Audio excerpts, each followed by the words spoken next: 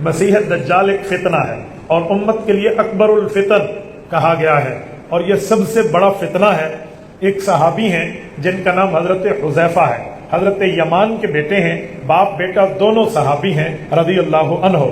वो फरमाते हैं, सही बुखारी में है, कान नास यसअलून अन रसूलिल्लाहिल खैरा, नबी अलैहिस्सलातु वस्सलाम से बाकी सहाबा खैर के मुताल्लिक पूछते, व कुन्तु अस्अलहु अन शर्रि, और मैं रसूलुल्लाह सल्लल्लाहु अलैहि वसल्लम से शर के मुताल्लिक, फितनों के मुताल्लिक, फसाद के मुताल्लिक पूछता। शागिर्दों ने चेहरा उठाया और उस्ताद के चेहरे पर नजर रख के उनका शरबत दीदार पीते हुए सवाल किया, उस्ताद मुकर्रम, लोग खैर पूछते, आप शर पूछते, लोग सुलह की बात पूछते, आप फसाद की बात पूछते, रीजन, वजह, बेस, बुनियाद, लॉजिक क्या है? हजरत हुज़ैफा ने फरमाया, वो खैर इसीलिए पूछते ताकि खुद भी अमल करें, आगे भी बताएं, और मैं शर इसीलिए पूछता मखाफतन अन युदरिकनी, ताकि खुद भी बचूं और आगे भी बचा पाऊं।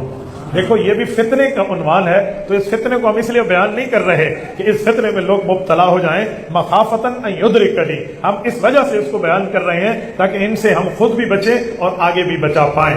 ये उन्वान के मुतालिक बुनियादी तौर पर एक बात है। अब आ गया कयामत के मुतालिक। मैं तमहीदन एक जुमला कहता हूं, देखें, कयामत जो है ये आकर ही रहनी है, लेकिन कोई कयामत के लिए हदीस में ऐसे लफ्ज भी आते हैं कि मम मात फकद कामत कयामतहु, कि जो आदमी मर गया उसकी क़यामत तो कायम हो गई। तो लोग सवाल करते हैं कि इसके ऊपर तो क़यामत आ गई, हमारी क़यामत बाद में आएगी, क्या क़यामतें कई हैं या क़यामत एक है? मेरे दोस्तों, क़यामत एक ही है, लेकिन ये जो फरमाया गया ना कि उस पर क़यामत कायम हो गई, मुराद ये है कि जो बंदा बरज़ख में चला जाता है, कब्र में चला जाता है, दुनिया से निकल जाता है, वो वापस नहीं आ सकता।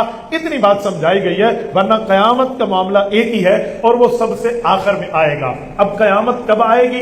कयामत की अलामात क्या है? तीन किस्म की अलामात हैं। एक को अलामत बाईदा कहते हैं, एक को करीबा कहते हैं, एक को अलामत मुतवस्सिता कहते हैं। अलामत बाईदा का माना कि कयामत दूर और निशानियां भी दूर।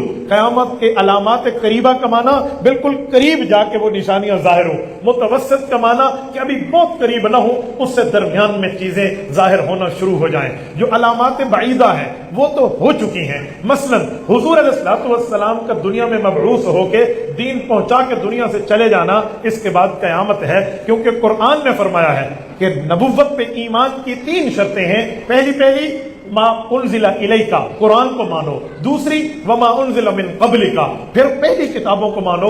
और तीसरी वबिल आखिरति हुम यूक़िनून, क़यामत को मानो। तो हुजूर की आमद के बाद क़यामत के करीब होना, ये अलामात बाईदा में पहली अलामत है।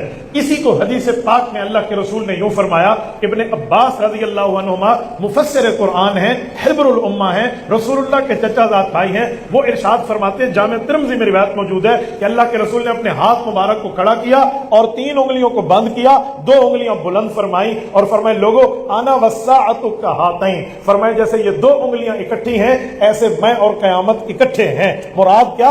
हुजूर और कयामत में इस तरह कोई नया नबी नहीं है जैसे इन दो उंगलियों के दरमियान कोई नई उंगली नहीं।